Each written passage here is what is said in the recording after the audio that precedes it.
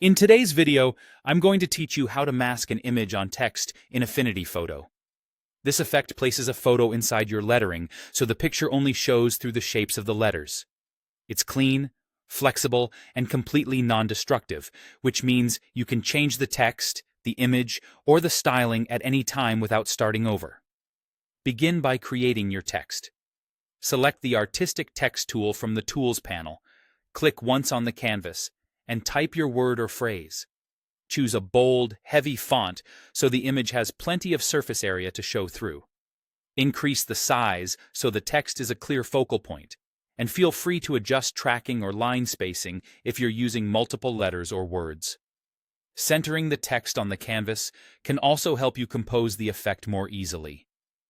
If you want the letters to stand out against busy imagery, add a subtle effect. Go to Layer, then Layer Effects, and apply a stroke or a soft drop shadow. A thin light stroke can help define edges, while a gentle shadow adds separation. Keep it minimal.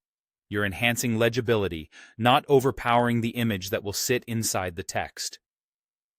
Next, bring in your photo.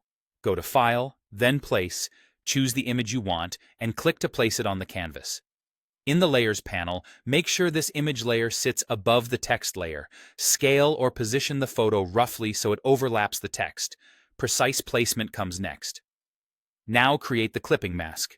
In the Layers panel, click and drag the image layer onto the text layer name, not the text thumbnail, and pause until you see a small indent or arrow.